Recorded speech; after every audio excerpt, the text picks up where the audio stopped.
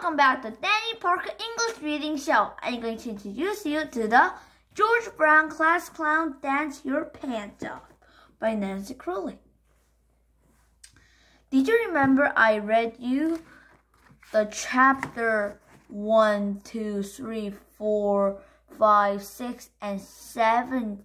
6, 1, 2, 3, 4, 5, 6 chapters in the last video? Yeah. I'm going to read you the chapter 7 in this video. And let's explore this chapter together and find out what Louie and George are fighting about. Let's start. Chapter 7. So don't forget to watch Dance Your Pants Off tomorrow night and vote for our own Miss Kelly, Juliana said into the camera during Wednesday morning announcements. Let's make Easy B Sugarman Elementary School famous. Louis looked at the closed current TV in the classroom and frowned. That's not fair, he said. How come Juliana gets to pick which shows to tell kids to watch? Maybe because it's her sports broadcast, George said. Dancing's not a sport, Louis insisted. It is the way Miss Kelly does it, Sage said. That kicks her legs like in soccer. She wiggles her rear end like a batter in the plate in baseball. And she jumps up in the air like a basketball player taking a shot. I never saw any basketball player land in a split, George whispered to Alex. Alex laughed. You cracked me up, dude, he said. But Mr. Trainer wasn't cracking up. Is something funny, you guys? He asked George and Alex. George stopped laughing. He was still trying to be new and improved George. That meant no more jokes about his teacher. There is something to what Sage is saying, Mr. Trainer told the kids. Lots of let's take dance classes to learn to move better. Boxers and football players take ballet, for instance. George imagined a football player dancing around in ballet shoes. It made him start to laugh all over again, but he stopped really quickly after Mr. Trainer gave him a look. Now that the announcements are over, let's get to work, Mr. Trainer told the kids.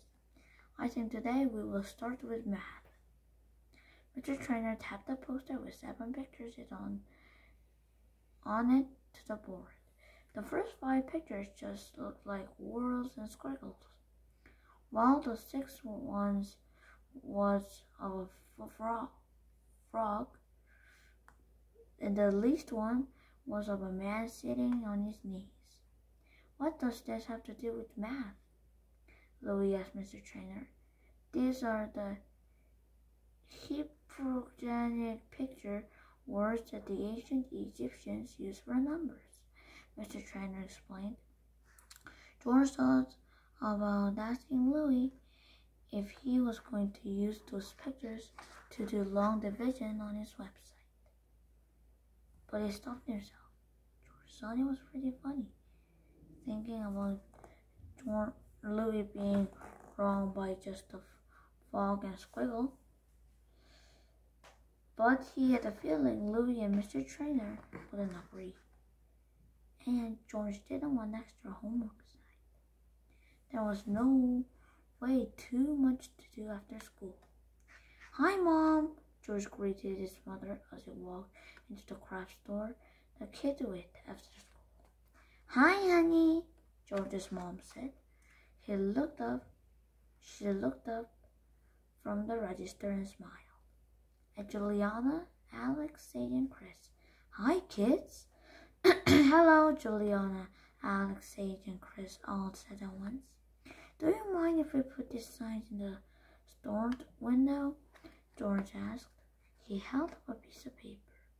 It had a drawing of Miss Kelly on it and said, Vote for Meredith Kelly! She's dancing your pants off on Tuesday night. That's a great sign, George's mom said. Chris drew it. George turned her proudly. He's an amazing artist. It wasn't a big deal, Chris said. Miss Kelly is easier to draw than a superhero. She doesn't wear a cape or tights. Let's hope not, Alex said. George had to agree with that. Miss Kelly in tights was definitely not something you wanted to see on TV, or anywhere else for that matter. Juliana tapped outside the store window. Okay, guys, come on, she said. We have to put these signs up all over town. Thanks, Mom, George called as the kids got ready to leave. No problem, she answered. I'll see you at home for dinner. Where should we go next? Juliana asked. Tyler's toy shop? How about the Pizza Palace? Chris suggested. I'm starving. George frowned. He has some really bad burp attacks in both of those places. But how I take a sign to Mr. Frischman's pet shop since I work there? George suggested. Mr. Frischman never seemed to get mad at anything the burp mad George did. I'll go with you, Alex said. And after that we can go to Mr. Stubbs' barber shop. Sounds like a plan, Juliana said. Chris and I can go to the marble department store and we stop at pizzeria. We'll cover a lot more if we split up into teams. What do you want to do, Sage? I'm going with Georgie, Sage said, doing the creepy blinking her eyelashes thing again. Maybe you could show me how you fed that gecko since I didn't get to see your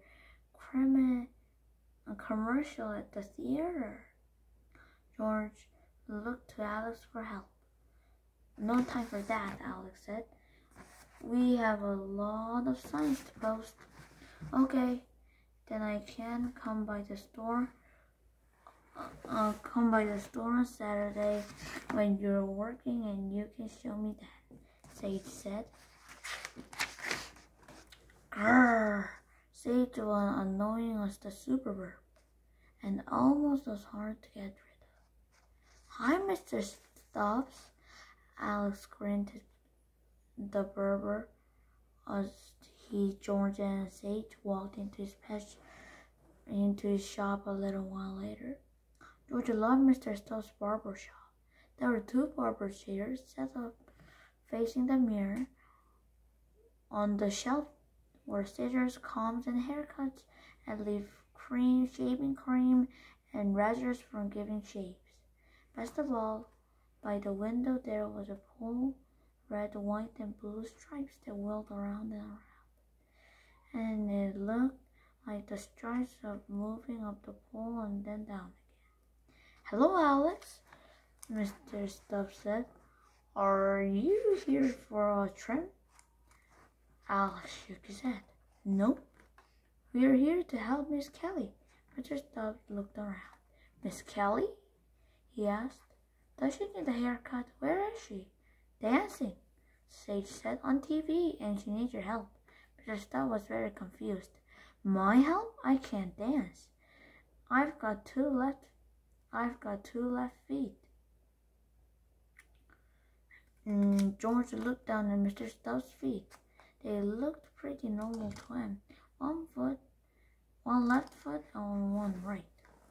But then George noticed something totally not normal and definitely not right. Bubbles. They were bing-bonging and ping-ponging all over George's belly. The bubbles hadn't popped out since Alex had given George on the payapa 2 days ago. But they're back now. And they were stronger than ever.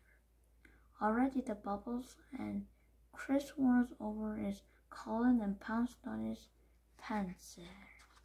Suddenly, George remembered the special signal he and Alex set up for when the bird was starting to bumble over. The minute Alex saw it, he was supposed to run over and get George away from where he was before trouble could happen. George didn't always have a chance to signal to Alex before the bird burst out, but he did this time. George rubbed his belly and patted his head, but Alex was too busy talking to Mr. Stubbs to notice. The bubbles, rich-coated of George's ribs, and hip-popped over his heart. George patted his belly and rubbed his head, but there was still no help from Alex. The bubbles tap danced on George's tongue, twisted their way around his teeth, and then, brrr, bubbles, George was in trouble. Dude, no! Alex cried out, finally noticing George. Dude, yes. The super bird was free and he wanted to play. George opened his mouth to say, "Excuse me," but that's not what came out. Instead, he shouted, "Shave and a haircut, 2 bits!" Suddenly, George's hand reached out and grabbed a can of shaving cream. Psh! White foam sprayed under George's nose and all over his chin. "George, put that down!" Mr. Stubbs scowled at him. George wanted to put shaving cream down. He really did. But George wasn't in charge anymore. The bird was. And he wanted a white, furry mustache and beard. And George's hands aimed the spray can and said, "Splash."